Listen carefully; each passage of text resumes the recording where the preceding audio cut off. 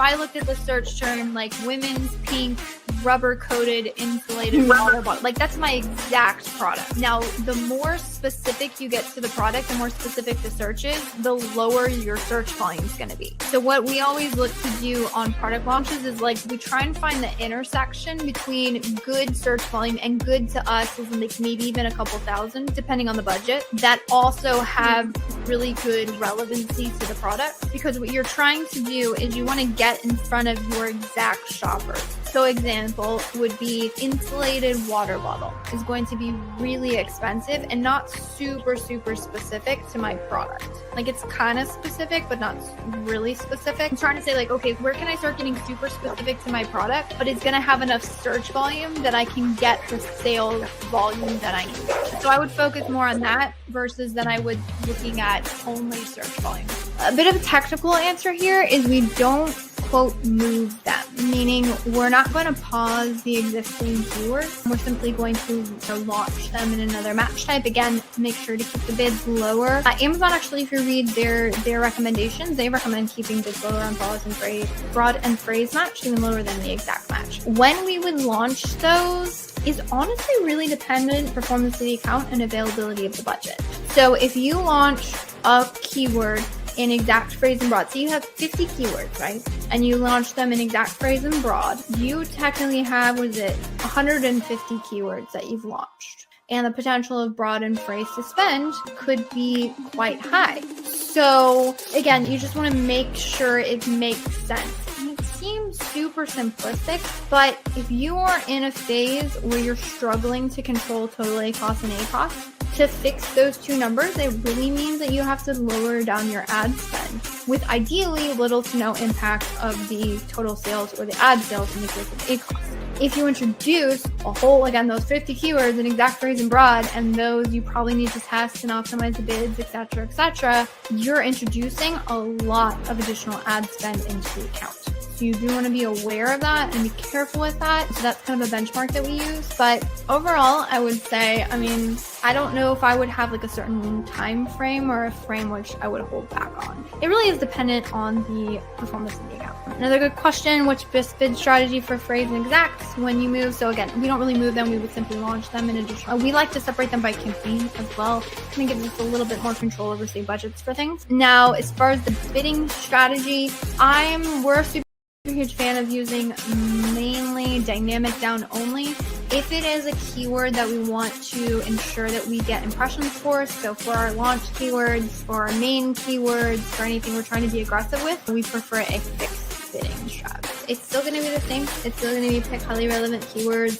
One other tip is pick keywords that fit within the budget of the account that you're launching. So for instance, if I have a couple $100 a day budget versus $50 a day budget, those launches are actually going to look a little bit different because I can't afford that many clicks on a $50 a day budget. Or if I had, a couple $100 or $1,000, I have a lot more room for clicks. So actually, you want budgets to play into your launch strategy. The other thing that you want to keep in mind, do not expect profitability on launch. This is a huge one. There's a lot of people that try and pull back and knee-jerk for profitability right out of the gate. That is not going to happen.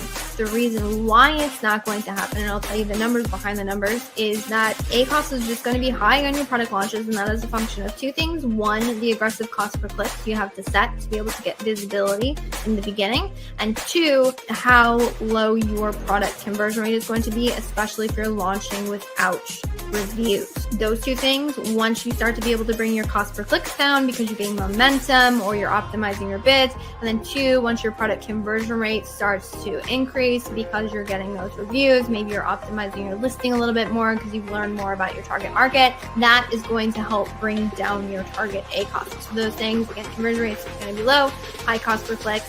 That's actually like the nuts and bolts of why your ads are not profitable, and it's almost unreasonable to expect profitability in the beginning. And that's actually why, if you've ever had a product where you're like, no matter what I do, I cannot seem to bring the ACoS down, I'm struggling here, it's a function of that your conversion rate is remaining low and it's not improving, and your cost per clicks are remaining high and you're not able to improve them due to the market or something else. So again, I would still say pick highly relevant keywords, Also, make sure that whatever keywords that you have fits within your budget. Launch them. Aggressive, sponsored product, exact match, potentially sponsored brand video, exact match if you have the creative. Double down on that for a couple weeks and then start expanding.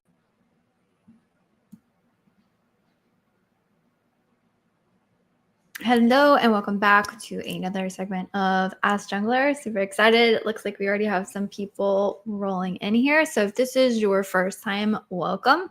And if you have been here before on one of our lives, I want to welcome you as well. So awesome. So the format of these, it's basically a way where you guys can show up and ask your Amazon advertising questions. The way that you do that is you pop a question into the chat. So you use the chat to ask your Amazon advertising questions. I'm sure there's a lot of pressing questions out there, but this is a place for you guys to come get answers. And the reason why I have anything to say at all about Amazon advertising, so if you didn't know why we call it Ask Junglr, is because this segment is sponsored by Junglr. So I am the co-founder of this Amazon ad agency. We've been going strong for 6 or 7 years now, and we have seen it all. I've been having a lot of conversations with sellers, and I was just talking with someone. They're like, hey, yeah, I used to manage a brand using supplements, and now I'm having to tackle a little bit more giftable products. And the strategies that I used in that other account, they're not exactly translating. Like, obviously the fundamentals are there, but like the tactical strategies, each different category has its nuances. And was one of my inspirations for really starting this. So I've been doing this, I think, it's been a couple months now. And so we have handled pretty much every single category. I'm talking like we've handled supplements, we've handled giftable products, we've handled household goods, clothing products. Like I was just talking to another seller and they're like, hey, we have a massive catalog. And in addition to that, we also have really low conversion rates. Low conversion rates, there are some categories out there where you're dealing with 1% and 2% conversion rates. I know everybody says on average, like, oh, average on Amazon is 10%. Kinda, but it's really dependent. There are those very low conversion rate categories out there. And so you're like, how do you manage ads for this? If I got a 1% conversion rate, do I wait for 100 clicks before I determine if a search term or a keyword doesn't work for me? Like that can get really expensive really fast.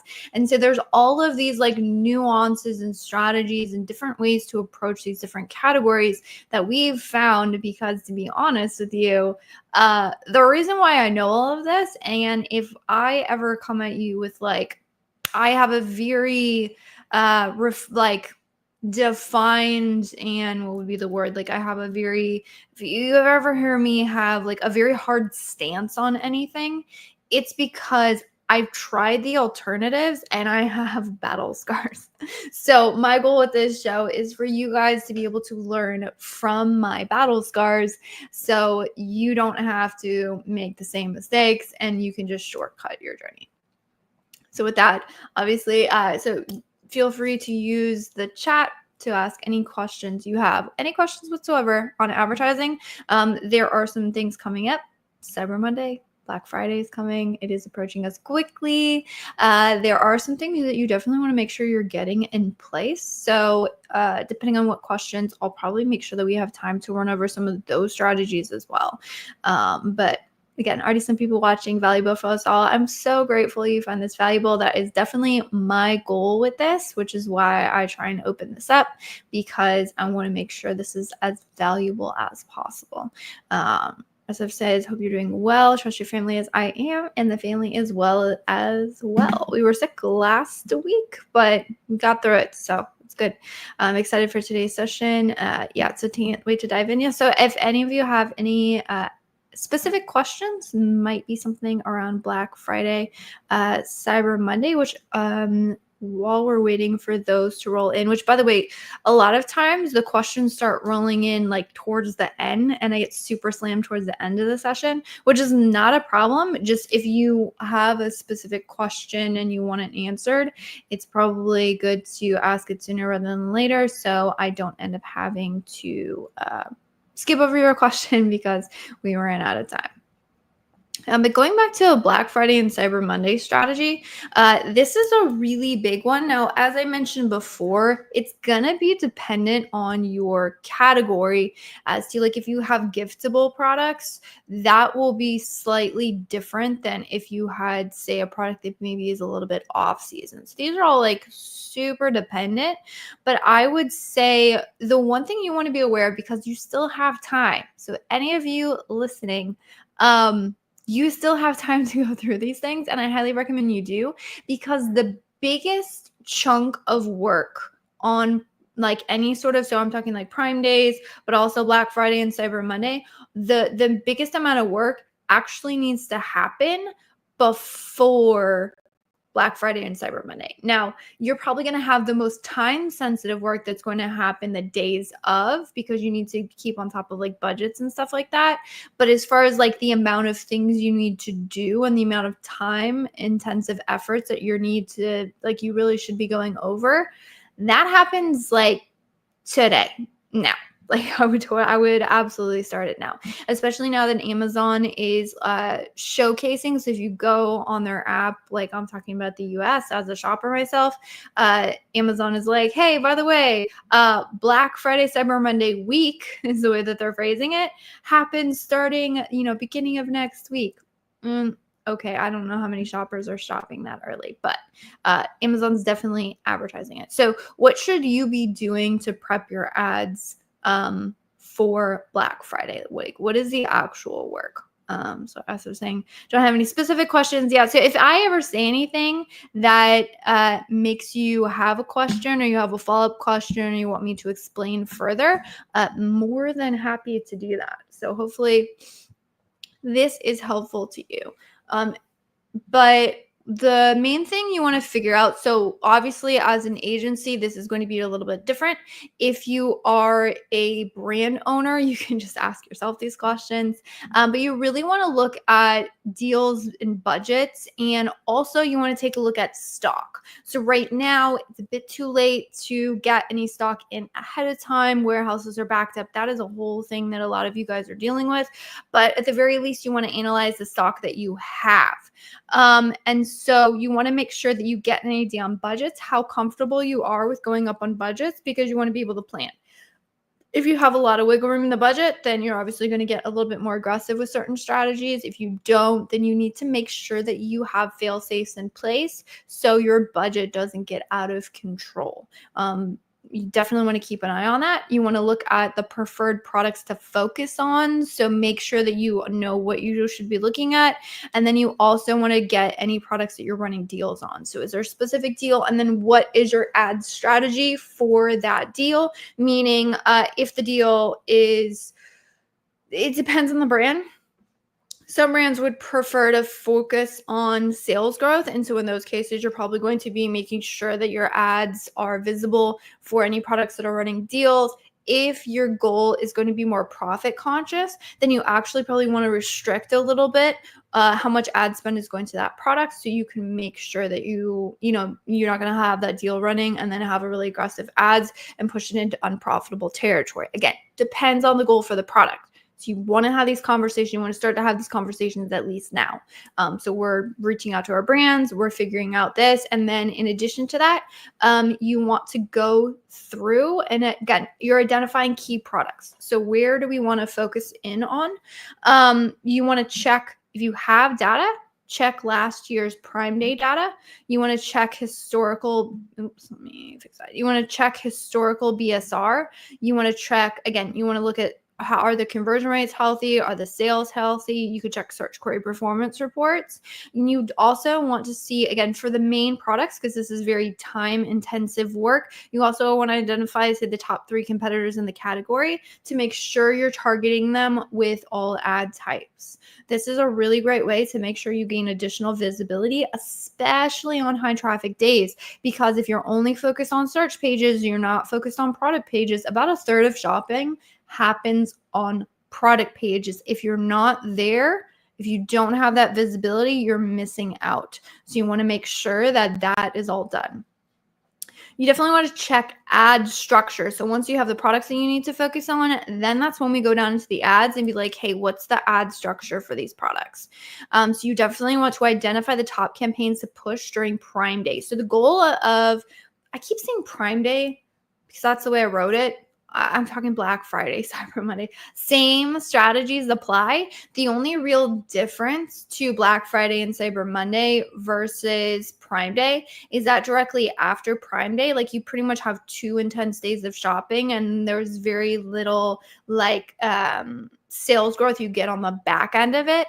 The difference with Black Friday and Cyber Monday is that, you know, those 2 days, while you will see peaks, you still have the whole Q4 shopping season. So Black Friday, Cyber Monday really launches us into that season. So you should, you know, kind of continue to see sales growth, where after Prime Day, you pretty much see it very drastically drop off and the conversion rates will drop significantly. That's not going to be the case for like after Prime Day or after Black Friday, Cyber Monday. Conversion rates tend to stay elevated, so you can keep kind of pedal to the metal.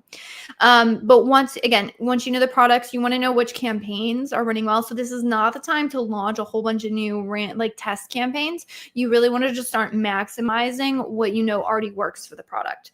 Great way to figure this out, by the way, is actually the product tab inside of the ad console.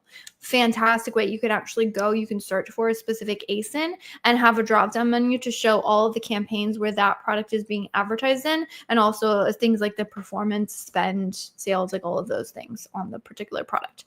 Pro tip here as well, if there are specific campaigns that you know the majority of your performance is going to come from, put them into a portfolio specifically for Black Friday, Cyber Monday. You want a very easy, quick way to identify where these campaigns are, so you can just log in, quick check them, see if you need to increase budgets or do anything, and then, you know, sort of get on with everything else that you have to do. So again, this analysis and prep work is the most time intensive piece. So you really want to start to do that now. I would figure out, again, you're figuring out priority products, and I would work my way down from most priority to least priority, because that way you at least know you have the important, like the major important stuff in place. Again, you want to check campaigns or Black Friday, Cyber Monday campaigns from last year. Again, set up sponsored display retargeting ads. If you don't have these set up, I definitely recommend you would do that. It depends if you've tested it. These don't always work for every single product, but if you do have some indication that repeat purchases work well for your product, I would look at sponsored display retargeting campaigns. If you want to test any, so if you're going to test any new targets, you want at least 2 weeks before Black Friday, Cyber Monday to really run those tests. We're kind of squeaking in at the end of that. You don't really have full 2 total weeks yet, but maybe. So if you've been meaning to launch a sponsored brand campaign, if you're like, I need those retargeting sponsored display ads set up, I've been meaning to see if I can gain traction on this one keyword, anything that you want to do it now. Do it now. Because the thing is, again, you don't get real-time data inside of ad console. So you really, really need to make sure that you're simply honing in on the stuff that you know works well for the products. All right, looks like we have some questions rolling in, so I'm going to hop over to those questions. I can always go back to Prime Day strategy. I keep saying Prime Day strategy. Black Friday, Cyber Monday strategy, which if anyone else has any questions on, again, stuff related to that, I'm more than happy to dig into it, because I know, or it should be top of mind right now. All right, hope you're doing well. I am. If PPC sales are going up and down day to day, how do we find a problem? Also, letting you know, budget management strategy for campaigns. This is a great question. When you're trying to figure out the fluctuations, there's a couple reasons why this might be happening. One very, very common one is if you have low conversion rate, high price products. I'm not sure if that's the case in yours, but what happens there is because there's very low conversion rates, it takes a lot of time. Oftentimes there's not that many sales because the high price point. And then when you do get a sale, because the price is so high, we've done this, like there was a couple products that we were managing where it's like low conversion rate and, you know, they're in the hundreds of dollars.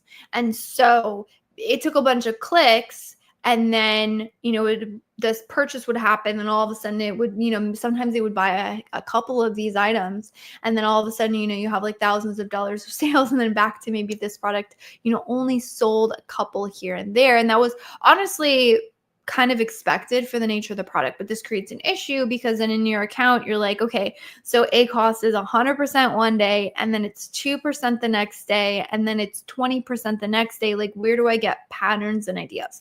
So if that's the case, if it's because it's a low conversion rate, high price point product, and I just don't have that many orders, and so my graph is just going crazy, I would optimize on a longer time frame. So typically the time frame that we would look at for optimizations is somewhere between the last 14 or 7 days or so, because we want to know what's happening right now. But that creates issues when you have products like this where there's just it's just really drastic up and down. So we found if we zoomed out a little bit and looked at a 30-day window, then we would be able to smooth out those performance bumps. Now, if you're just like, if it's not really due to like the nature of the product or the conversion rate or the price point or anything, and it's just that it's in the beginning and you have very little data, then you can also see just like wild performance swings. Because to be honest, if you only have 1 to 2 orders, it's very easy for you to go for like 1 to 2 orders to like 0 orders and then maybe 1 order. Like technically those changes are not all that drastic because you're going from like 1 to 2. But in terms of what it's going to tell you in terms of the ACOS, sales, spend, all of that, it's going to look horrible. So it could just be like a low data problem. In these cases, what I would want to do is you want to compare the days that quote work to the days that don't work. And you want to look at it from a biggest spend and sales impact from the campaigns. So what I would do is you want to pinpoint the date of change and you want to compare apples to apples. So maybe the last 3 days it was doing really good. And then the last, you know, these next 3 days it was doing really poorly. So you want to make sure you're comparing the same date ranges. So I would be like the prior 3 days and then, you know, last 3 days or something like that. And then what I would do is I would sort by spend. And I would identify where is most of that spend coming from, and I would also sort by sales. So what I want to know, when it was working, why was it working? Was it working because I had a lot of orders? Was it working because my cost per clicks were very low? Like if you're talking about inside ad console, your advertising is like ACOS is spend divided by sales. So either spend went through the roof and sales remained the same, or went down, or sales dropped and spend remained. Like there's some imbalance. So I just want to know where the imbalance is coming from. Is it because there was a sales drop or sales increase, or was it because they spent a lot more? And then what you can do is, okay, if I know it's a sales drop, I want to know what campaigns dropped those sales. And then I can say, okay, if I know that the sales drop came from this specific campaign, then I can go into that campaign and say, okay, what were the keywords? What were the search terms? So what you're basically doing is you're looking at it from a big picture, spend and sales. You're saying, okay, which of these is it? Then you're saying from a campaign perspective, spend and sales, which ones is it? Where is it dropping? And then you just sort of work through it that way. And then in terms of budget strategy, I would say you want to adjust budgets based on the overall campaign performance is what we found work best. And if you want clarity on any of this, let me know. Ellie's saying so far very valuable information. Well, I appreciate that. If I say anything you want some clarification on or you want me to expand on, feel free to drop in Amazon or drop it in the chat. I'll get it answered. All right. Hassan says, how are you doing? I'm doing well. Why is there a difference between campaign level impression, the impression showing on the customer's search term report for the exact same campaign? So that's a good question. Trying to understand the question a little bit. So if there's a difference between campaign level impressions, so the search term report, are you adding up the search term impressions on the campaign level and then trying to determine, like, are those different? or is it something else? And the other thing that I know is that there was like sort of an issue recently where Amazon's keyword level sales reporting was a little bit off, and that was specifically inside of Ad Console. I believe they might have fixed it, but I'm not quite sure. So sometimes there's like, to be honest, it's quite frustrating. Sometimes there are some things like that, but I would say so your campaign impressions are going to just be a sum total of all of the search terms that appear in those campaigns. So it should add up unless you're talking about something else. So if you're talking about something else, let me know. Claudia has a question. If I have high organic rankings for one keyword, what should I do with this keyword campaign? Lower the bid, pause it, change multiplier focus from top of search to rest of search. All right, so what you want to do is be very careful that you don't screw up the momentum that you currently have. So here's what I would say. Pausing it is going to be a little bit too drastic, so I wouldn't recommend pausing it. The other thing that I would take a look at is how happy are you with the ACoS of this specific campaign. If you're happy with the ACoS and performance is overall good, then I wouldn't worry about it all that much. I'll give you some pro tips and like some things that you could do. But the other thing you want to be very careful about is like over optimizing so much that you hurt your current momentum. And in terms of changing the multiplier focus from top of search to rest of search, I would only change the multiplier focus depending on where you get the best performance would be the thing that I would worry the most about. I wouldn't necessarily worry about it like, should I not be showing up top of search if I'm already ranking? All right. Here's what you want to do is you want to test pulling back on the spend for this keyword. And there's two ways you can do it. I'll talk you through those. And then make sure that you are watching your organic rankings and making sure it doesn't hurt you to do this. Because there's some thought, not necessarily wrong, that there is going to be cannibalization if you have an ad running and if you have your organic rank, and you never want to run those in tandem. And it's always terrible if you do, and you're simply wasting money. The thing is that might or may not be true, because what happens is your organic ranking is determined by a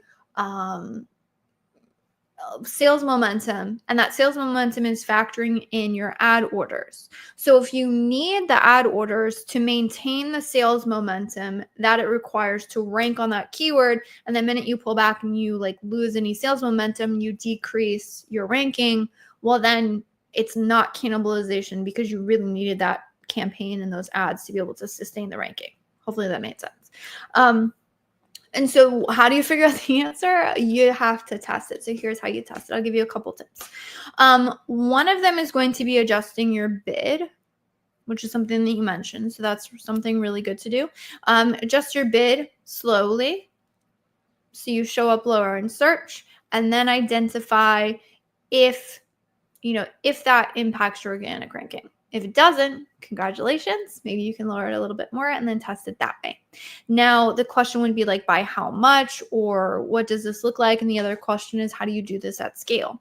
And so one of the easiest ways that we found to do this is if you have is simply lower the ACoS target, because lowering the ACoS target is going to naturally, I don't care what bid software you're using, what adjustment methodologies you're using, if you lower what you're targeting in terms of ACoS, typically the system is going to lower the bids. But what we found to be the best for this is, again, lower it incrementally. So say I'm running this rank campaign at like a 30% ACoS, what I would do is I would lower my targets to like 27%, maybe even 25% if I want to go a little bit more aggressive. So you're basically like stair-stepping it down in terms of your ACoS targets, and then that will naturally like slowly lower your bid. And then you can test it that way.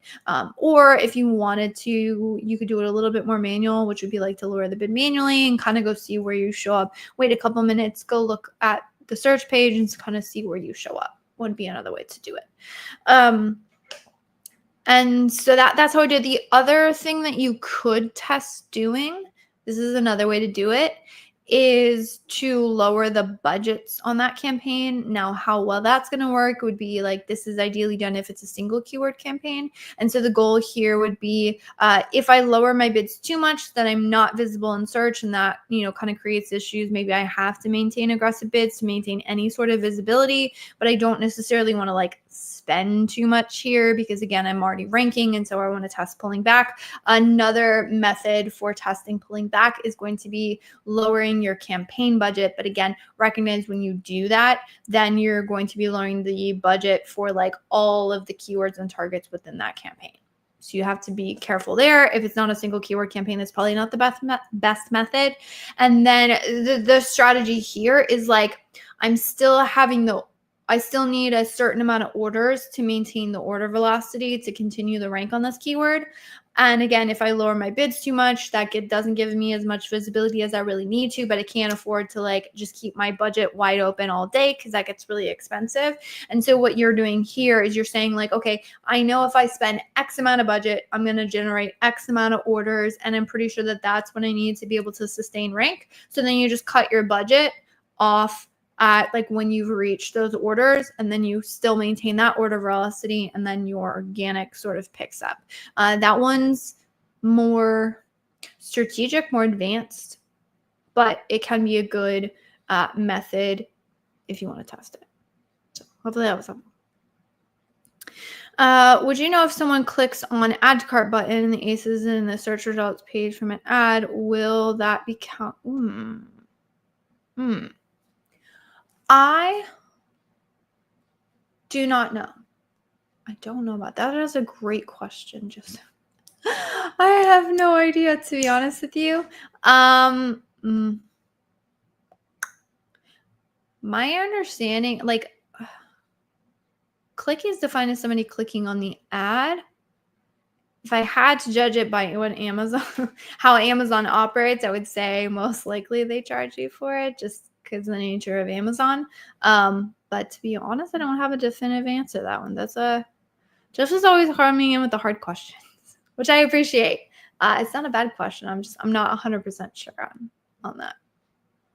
But yeah, they made a purchase directly through an order, through a click on a page. Because then that would also beg the question, would it constitute an ad order? Right? Because if it was an ad click, it would have to be an ad order. My assumption would be yes. But because it's an advertising placement, like you wouldn't have that placement without the ad. I'm going to assume yes, but I do not know definitively. All right. How can I come to know when it's time to run sponsored brand and sponsored display campaigns? So one, as far as the sponsored brand ads, do you have the creatives to be able to do it? And do you have the capabilities to be able to do it? So an example of this would be with sponsored brands headline ads. You really should have at least 3 products to be able to run those ads effectively. Now, if you have a store page, in that case, you would be able to, there is kind of like a shortcut where you can run it to a store page, even if you don't have full like 3 ASINs to be able to run those. But that's not quite as effective. So I would recommend having at least 3 products. And then a lot of times these days we're seeing like really good performance if we're running to store pages. So like a well built out store page is helpful here. So in those cases, you might want to wait until the catalog makes a lot of sense. And then you also want to make sure that the catalog is going to make sense for the keywords that you are going after. Again, I'm going to walk you through the headline ads, the sponsor brands video ads, and then the sponsor display ads, and we'll kind of talk about that. So for those headline ads, again, I would recommend making sure that you have a well built out store page. You want to make sure that you have products that go well with each other. Because if you think about it from a shopper perspective, the way that they're still using keyword searches. So say you had like say you're selling running socks and you have a running shoe and you have a running sports tank top, right? that brand ad, if it had all three of those products or like a store landing page or something, you might search for like runners, like I can't even think, like runners products or something, but that's kind of like a broad keyword that's going to be more expensive to run on. It's probably not going to convert as well. And so you don't have like a really good cohesive targeted brand that you would go after like a specific search page with. So when it comes to determining if it makes sense to run a headline ad, you want to think about it again from a shopper and a keyword targeting perspective and say, do I have a catalog? Do I have a landing page? Do I have something that's going to make sense for me to build out these ads? If you do, fantastic, run them. If you don't, and by the way, when I say individual products, like if you have at least 3 variations of a product, you can put all of those in the headline ads. So that works as well. It can be child or parent ASINs. I'm not necessarily saying listing. So that's like the headline ad and how you figure that out. Now, when it comes to video ads, another thing is like, do you have the creative, right? Which, by the way, if anyone wants this, I am more than happy to share. I put together a guide because what we found is that there was just a lot of brands where they were coming up with the video creatives and they like weren't as good as they needed to be. So I actually put together this, which is the ultimate guide to sponsored brand creatives, how to create better video ads that don't get rejected. So these go into like this is a fantastic thing to give to anyone who's developing your video ads for you, because you definitely need to make sure that they are done correctly, or you're going to waste money on having to get a bunch of redos of something. Now, Amazon does have their video creator, so technically you can create these video ads for free. To be honest, we got access to the beta, and the videos, if we're between you and me, look pretty bad. So it depends on your space for those, right? So 1, do you have a good video creative? And then 2 would be, okay, if you're going to use Amazon's free video creative, like how good are the videos that you're going up against, right? Could you have like a slideshow with the main image and then just some text on it? Is that actually going to like convert well at all? So you want to think about it from that perspective. And then also, do you have any like main keywords or specific keywords that you really want to double down on? So what we found is if the video creative is right and if the keyword targeting is right, video ads tend to have a much better click-through rate and conversion rate than the rest of the ads for that product. So if you have a much worse than average click-through rate, I'm talking about averages from like sponsored products or wherever, it's your creative. Like you should really look at that creative. All right, cool. Looks like somebody was wanting, you're on LinkedIn. Ronald was asking for a copy of this one. Problem is, so reach out to me on LinkedIn. I'll get you the link for that. But going back to the headline, so you need to make sure. And then the other thing is looking at your budgets. Okay. So another thing to think about when it comes to expanding your ad types is going to be, do I have the budget to be able to test this? Now, tests in Amazon advertising can be very minimal. Like you can try it with just say an extra $10 or $20 a day, depending on how big your budget is now. You know, if you're spending $50,000 a month on ads, testing, $20 a day is like nothing, versus if your budget's like a couple hundred for the entire month, then $20 a day extra is going to be quite significant. So, test accordingly. But I would say if you have really good indicators that there's something that you want to double down on, video ads are a fantastic way to expand to that. Now, what about sponsored display campaigns? Here's one thing I will say about sponsored display is I would always, I might think of a scenario in which that's not true, but I would pretty much always run these for profitability. So I don't really like losing money here. I don't really like going super aggressive here. If I test sponsored display and I find out that it doesn't really work well for the product, I'm not going to be too worried about it. But a great indicator of if you should go through with sponsored display ads is, do you have product targeting inside of your sponsored product ads, that is working really, really well. And you want to find a way to double down on it. Their sponsored display ads are a fantastic way to double down. Bonus points is you can use video creatives and sponsored display. Not many people are doing this. Not many people are knowing about it. But can you imagine having a beautiful video creative directly underneath your competitor's bullet points? Like, talk about a click-through rate increase. And so what we found is that you really just want to work towards what you know works well in the data. Also, if you have products that have a really good repeat purchase option, I would recommend looking at what do they call it? Retargeting ads, purchase retargeting ads. You can select different date ranges. So a great example of this was there was a brand that I consulted with, and they were running some retargeting ads and they weren't really working. And then I was looking at them, and this was actually a product that a lot of shoppers were purchasing annually. So like once a year, because it was an item that they used to go on vacation. And so they're saying like, hey, we ran an analysis and we noticed that a lot of people come back like a year later to purchase. Well, when I looked at their purchase retargeting ads, I'm like, so you're retargeting shoppers after they purchase only 30 days later. But we know that our shoppers purchase a year later. Well, you can actually target them within that time frame. So I would recommend just taking a logical look at your products and saying like, okay, what is the time frame for, repurchases? When do people make decisions? And then just making sure if you're running retargeting ads, do that. And then if you are trying to get with the ASIN targeting, you can use sponsored product ads to sort of identify those additional search pages to target with your sponsored display ads. Because the thing with sponsored products is that there's much more ad inventory, meaning there's more spots on the listings for sponsored product ads. So it's a lot easier to get data a lot quicker with sponsored product ads. But hopefully that answered your question. If anyone has any follow-up questions, let me know. Looks like we had more people joining.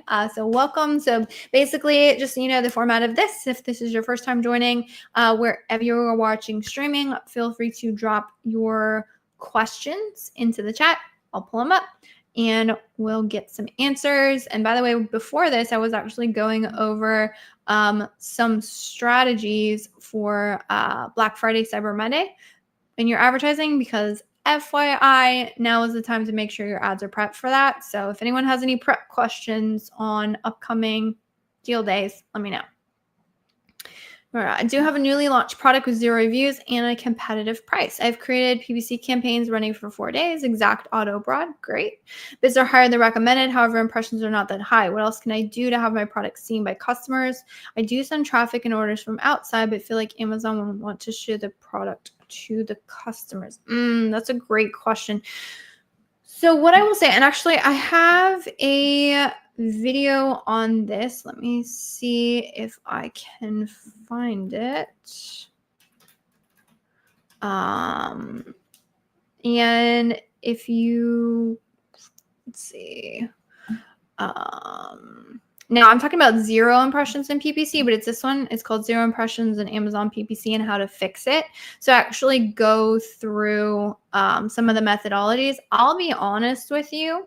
The biggest, and I just dropped them in the chat, but StreamYard is weird, or actually LinkedIn is weird. It's not going to appear in the LinkedIn feed. So if you want me to follow up with that, let me know. I'll send it. I can instant message you. Just reach out to me via Messenger on LinkedIn. But okay, so as far as strategies to increase impressions, the biggest lever you're going to be able to pull, I know that you said your bids are above the suggested bid, which is a fantastic start. Sometimes your bids often need to be a lot higher than you think. The other thing to keep in mind is I don't know what keywords you're going after, but the way the algorithm works is Amazon will gauge your relevancy to keywords and be more likely to show you on searches that they feel like your product fits on. So yes, there's sort of that slow start and, maybe there's not really any orders yet and you just have to keep pushing things. So what I would recommend doing, it sounds like you've already launched some campaigns. I would go back through and look at whatever keywords are most relevant to your product.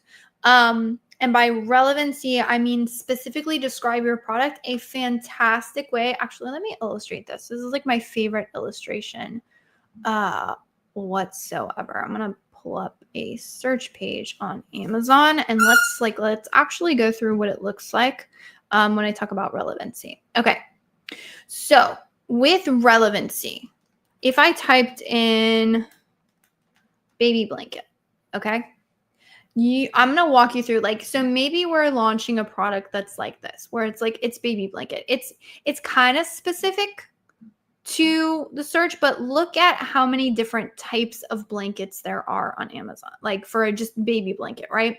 So we have like this fleece blanket, there's some muslin swaddles, there's these swaddles, there's even these type of swaddles, which that's not even like really a blanket, that's like a wearable blanket. Actually, these are sponsored, which is probably why they're not as relevant. But you can see how many different like types of variations. I'll tell you right now, it's going to be a little bit harder to get impressions on these types of keywords. Why? Well, you can see how many different competitors are applicable or are relevant to this search page, right? I have somebody who's got like a little cute baby burrito, adorable. You have like plush blankets, super like a ton of different competitors. So Amazon has a lot to choose from in terms of relevancy. And so a lot of times for these types of keywords, they will really prioritize whoever is the most relevant for this space. Now, what we found is that like the more specific you get, so really to get any sort of visibility, especially if we're talking top of search, which I can guarantee you these cost per clicks are kind of crazy in this space, you almost have to put like sometimes even double the suggested bids or double the highest bids to really like get any sort of visibility, because there's so much to choose from. But a good example would be if we said, like, say, baby blanket personalized. Well, the amount of products that are really going to be applicable to this is going to be much, much lower.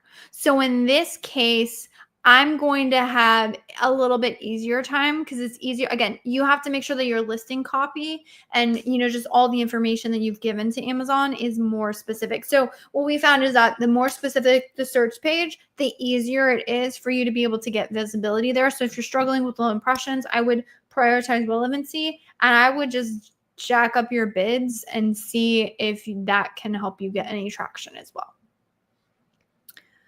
All right, just some good questions. What percentage of non-converting clicks would you think is typical to see in an account?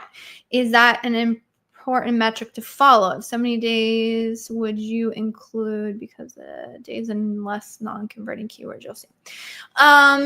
Good question. So I would say last I checked, because you want to look at how many keywords are non-converting and the amount of clicks that are happening on them is really what you want to look at.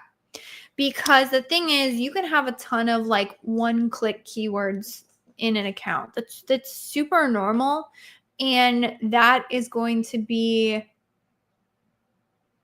all right, I'm trying to think how to phrase this so I can give you a really good framework to think through and then a way to analyze it.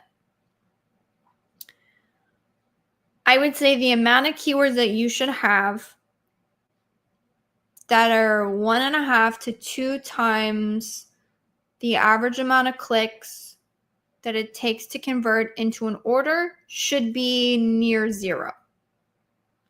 If I go into an account where, say, it takes me 10 clicks on average to convert to a sale, and I have a ton of keywords that have had no adjustments on them, it's one thing to lower the bid. It's another thing to just let them run. If I have a ton of keywords that have had no optimizations on them, that's a ginormous problem, red flag. Somebody needs to take care of this. So the number of keywords that I have certainty on that they're not converting, that number should be near 0. Where you get into those issues is there's a whole spectrum of, like some are accumulating clicks here, some are accumulating clicks there. Oh, and by the way, the time frame I would look at that is I would look at, last 30 to 60 days probably just to see that. How many clicks we are accumulating that are not, not converting. Now the gray area of like 1 to 2 clicks on things, and then how much those are feeding into the account, because all of that is sort of testing. So I would say I wouldn't necessarily be worried if the number of keywords that we're testing is really high. I would be more worried if the amount of spend being spent on those types of keywords was really high, if that makes sense. Because like if I'm testing a ton of clicks at like 10 cents, like I can have an astronomical number of those keywords and it's never really going to hurt me. Because again, I'm testing it. It's such a low investment to test that like, if I have 100, like who cares? Again, as long as like they're actual tests and we're making adjustments as soon as we figure out that these keywords don't work for us. So I would say, I believe the amount of spend, if I'm remembering correctly, on all of the audits we've done, you might even be looking at somewhere between a 20 to 30% spend on these, which is a lot. I mean, again, depending on the budget, ideally it's lower than that, but the quantifier here are these tests? Like, is this test spend, or is this wasted spend? If it's wasted spend, that number is way too high. Should be as close to 0 as you could possibly get it. But if it's test spend, then you chalk it up to testing, and then you just know that if you are cutting off your test too soon, then you're going to hurt the account and growth. So you don't want to do that. Hopefully that was helpful. If you have any follow-up questions on that, let me know. All right, what do you do with the keyword rankings? How do you use them? Like we see from Keyword Tracker, how do you use that data? How much changes in bids for both perspectives we are ranking, and then when we are not ranking? Yeah, so it's a manual process. There is no software that I'm aware of. I'm talking to a couple of softwares like, hey, you guys should build this. But there's no software that I'm aware of that's going to show you, hey, this is where you're ranking, and then like this is what you're doing with your bids, and like maybe you want to factor that in. There's tools that have the data to do it. No one's just done it before, which is kind of annoying. So you really just need to make sure that you want to, again, I always say, like, track your keywords. If you're spending on it for ranking, you should be tracking it. So you want to track it in like a keyword tracking tool. We use Helium 10. We use Datarova. I believe Viral Launch has another great tracking software. And then what you want to do is just make sure if you're bidding on it aggressively, then you are seeing an increase in ranking. Because what you don't want to happen is to overspend on something and that doesn't actually lead to ranking. And where I would make that differentiation is if we're spending on it to rank and we have a profitable ACoS, then I'm not as worried about like being super incremental, because like I said, this is a super manual process. But if we are spending on it aggressively and the ACoS is high and we are losing money on our ads, again, because we want to make it up in terms of our organic sales, then that is where I would go through the manual tedious process and say, like, all right, we really need to keep on top of this, because again, if we're losing in terms of ad dollars, we want to be making it up in terms of organic. And how do you know that that's happening? Well, one of them actually would be looking at search query performance. But the other way would be, again, making sure that you're checking your tracking. When you take ASINs from your product targeting that convert well, do you also target them with sponsored display ads? Yes, I would test it. But as I mentioned before, sponsored display ads, I would recommend running them more for profitability. So here, if I'm not getting impressions because I'm kind of keeping bids low, I'm not worried. But yeah, that's what I would look at. All right, well, Gregory says, I watched your YouTube video, already follow up on all the insights and know my most relevant keywords. Awesome, because I have all the products in the same niche. However, this time Amazon does not consider giving me impressions. Yeah, I would pick, okay, so here's what I would do. I would just see, like, am I showing up on any of the search pages? Sometimes you need crazy bids to get Amazon to do anything, which absolutely sucks. And I'm sorry this is happening to you. So here's what I would do. I would pick, you only want to do this on a handful of keywords because it can get really expensive really fast. I would just see, can I put bids high enough to get any impressions whatsoever? So my goal here is not going to be profitability. I'm not even looking for orders. I'm just looking for impressions. So again, I would pick a handful of these and then I would increase the bids. And then I would wait a couple minutes, maybe 5 minutes, and then I would go and search that keyword on Amazon in an incognito window and say, am I showing up on this search page at all? Wait a little bit, see if it happens. If not, I would go back to the ad console and I would increase the bids again. And we've had to do this, and like sometimes the bids that we need to get any sort of visibility whatsoever on the search pages were like $5. Like it was crazy. And so what you want to do, okay, so this is a test just to see if it's a bid thing. You probably don't want to leave the bids at like say $5 or something. So things you can do here is, again, we're only doing this with like a handful of keywords. And the other thing that you can do is maybe like set your budget really low. And we just want to get like any sort of relevancy clicks whatsoever. Sometimes you can like force the algorithm by just jacking up bids. And again, you want to cap how much you're going to spend on that by doing a campaign budget. So I might put like $10, which technically at a $5 bid is only going to get me 2 clicks. My goal here is just to show the algorithm I have relevancy here. I belong here. I should be getting clicks here. And then sometimes you have to like force it. Hopefully you can get it for a lot lower, but I would try that. See if that works. Also, if you can reverse ASIN search your product and see if you are indexed, and make sure that those keywords are in the back end of the product, because the ad algorithm actually does look at the back end of the product to help with indexing. So I would look at that. Is 14-day data still applicable to do bid update, or is it better to maximize 60 days to optimize the bids? I would still do a 14-day window. The reason why is because that tells you what's happening now. If you look at a 60-day window, what happens is you're factoring in what happened like say months ago. And if something changes and the keyword is not working as well for you, then you oftentimes can make incorrect optimization decisions. Now, where I will say this changes a little bit is when you have very low data keywords. So an example of this would be like any keywords that have like 1 or 2 clicks, or maybe like they don't really get that many impressions. It could be because you have low bids. It could be because that keyword or just search term just doesn't really have that much search volume on them. There's a whole host of reasons as why you would have low data. But in those cases, say you're only searching the last 14 days, well, maybe only in the last 14 days, you only get like 1 or 2 clicks. But if you looked at a 60-day window, you would be able to get enough data to actually make an optimization decision. So that's the issue you run into when you're only looking at the last 14 days. So what we do, again, you always just want to, this is the way I work through any ad strategy. I want to know the pros, I want to know the cons, and then I want to come up with a strategy that ideally helps me get all the pros and minimize cons. And so this is how we do it. Last 14 days, know what's happening right now. Long enough date range, I can still see trends, but I'm not so overreacting to things, like say only looking at the last day or 2.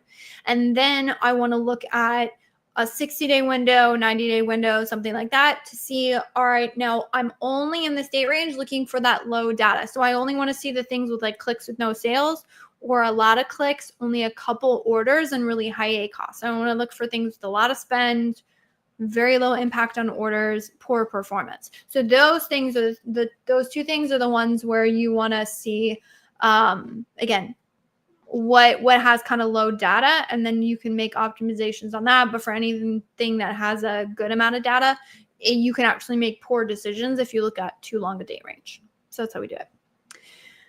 All right. Do you think you want to lower tacos quickly? Then instead of being too granular in bid optimization, instead take a 30-day report and calculate how much you can effectively spend per day, and pause the keywords that doesn't give the desired ROI, so you are already limiting your budget to historically good keywords.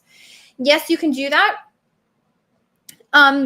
So you're thinking correctly in terms of budget. So bids are the best optimization that you can make when it comes to lowering ACoS. But as we have seen, like as you're talking about, incremental bid lowering oftentimes is not as aggressive as you need to be. And then it doesn't always, you can't always move the needle as quickly as you need to if you want really quick total ACoS impact. So if what we found is that for quick total ACoS impact, budget optimizations actually make the biggest impact. What you need to be careful of here is how much you're limiting visibility and how much that is going to lead to a drop in sales. So you want to be careful there. I like the way you're thinking in terms of determining how, like, what does the budget actually need to be given the sales that I am now to hit my target total ACoS. I like that. And then going into the ad console and saying like, all right, where can we get rid of this? And then I do like how you're saying, I would be careful when you say pausing all the keywords that don't give the desired ROI, because if it is leading to orders, it is leading to impact on sales, and so you need to be careful there. I would look at a 30-day, 60-day report, or even going into the ad console and looking at lifetime is very helpful here. And then what you want to do is whenever you're cutting, you want to work backwards from impact on sales, meaning what has like 0 to no impact on sales to what has the most impact on sales. So if I went to go cut something immediately, I would say, where do I have a bunch of spend that is not leading to orders? So these were clicks with no sale keywords. Those ones you can cut off and be confident that you're not going to have impact on your orders. So those ones, again, absolutely cut it. Where do I have a lot of spend and low impact on orders? When I have a high amount of spend, high amount of clicks, and they only have like say 1 to 2 orders, well, the average keyword in the account is generating at least, 5 or more orders or something, right? Those ones I can cut. So you kind of like want to get super aggressive with those kind of cuts. I would be careful if you're getting aggressive with things that, again, are impacting orders.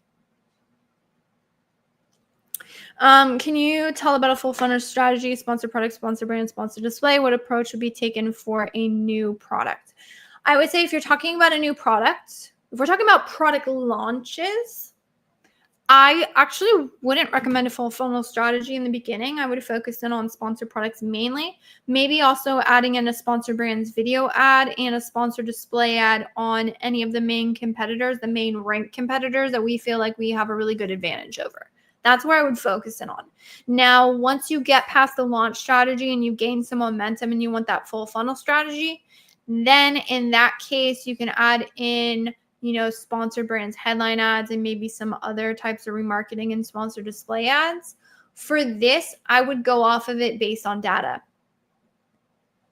The more ads you use, the more ad types you use, the more keywords you advertise on, the higher your ad spend must be for that product. So if you have a product that is struggling with total ACoS, trying to go and launch other ad types using a full funnel strategy, let me use very clear terms that hopefully don't offend anyone listening. That's dumb, because I'm going to be adding in a ton of more ad spend, and that is not the goal for the product right now. The goal would be lowering total ACoS, meaning lowering ad spend. So I need to get more strategic there. Now, in terms of if we have room to grow this product, then it's working. So I just mentioned, if we're trying to cut ad spend, we need to work backwards from what we know has little to no impact on orders. When it comes to pushing for things, we want to work backwards from what has the greatest impact on orders. So what I would be looking at is analyzing the data, determining where we have the best strategic advantage in terms of searches, because Amazon advertising is very search based. So I want to know what search pages, what product pages do I have an advantage on, meaning I have good data that tells me I'm going to perform really well. And then I'm going to double down on it from using all ad types. That's what I would do. I have a question. 1 keyword per group is okay, or at least 5 keywords is okay? No, up to 5 or even more than 5 keywords is totally fine in your ad groups. This is a hill I will die on, and maybe I'm screaming into the void, and maybe I just need to go along with what everybody else is saying. The amount of keyword. Okay, let me say this. Campaigns with less keywords don't necessarily perform better. And in fact, and I'm not saying this against you, I'm just saying this to like inform the audience here, and hopefully someone can get something out of this. oftentimes campaigns with a lot of keywords and a lot of different products and just like the worst campaign structure imaginable actually perform better. Oftentimes the keywords in those campaigns perform way, way better. The only reason you really need to restrict how many keywords are in a campaign or how many ad groups is from a control perspective. So the less keywords I have, the less products I have in a campaign, the more control I have over where my ad budget is going.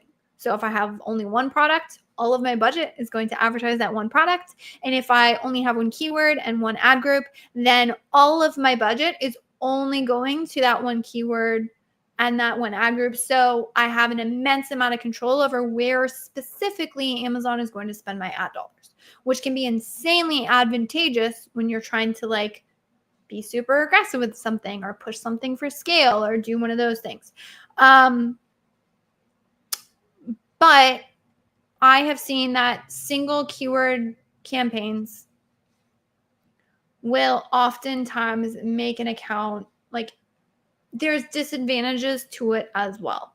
And so I would not want to have an entire account where every single keyword is in its own campaign. That would actually be a nightmare and a really, really bad for spend control. And so for that reason, if you want to just put 5 keywords per ad group, go for it. I'm going to say like you're not going to hurt yourself if you put 10 or 20. I know there's some people out there who differ from that opinion and they say no more than 5. I say no more than 5 is completely arbitrary. And somebody somewhere said 5 and everybody was like, yeah, like why 5? Why not 4? Why not 3? Why not 7? Like it's a nice, happy round number that makes people feel good. Again, I'm not saying that to discredit anyone who's doing that method. I'm just saying if you have a group of 6 keywords and you put that extra one into its own campaign because somebody told you no more than 5, like I would just say use logic when determining your strategy. But I would say, yeah, no more than at least 5 is fine. And if you end up with a group of more keywords than that, I wouldn't be afraid to put them all in. And with that, I appreciate it. Looks like, thankfully, I was able to get to the end of the questions today. Also, I really appreciate everyone who showed up here today. It's been a fabulous discussion. It looks like we have a couple more comments squeaking in. Unfortunately, I'm at the top of the hour and I have to run to another meeting, but I am going to be back here same time, let's see. Okay, yeah, next week is not Thanksgiving. On the weekend of Thanksgiving, I don't think I'll do a Thursday live. We'll probably do it Wednesday. But with that, no, I appreciate everybody joining, and I look forward to seeing you all next week. And if I shared a link and you weren't able to get it in the chat, feel free to reach out to me on Messenger on whatever platform you're listening in, and I'll make sure you get the resource. Thanks, guys. And that wraps up this episode of the Ask Junglr Amazon Advertising Podcast. I hope you found these insights and strategies helpful in your Amazon PPC journey. Remember, if you have a burning Amazon ad question that you'd like answers to, head over to junglr.com/live to join our next live Q&A session. Until next time, keep optimizing those ads and stay hungry.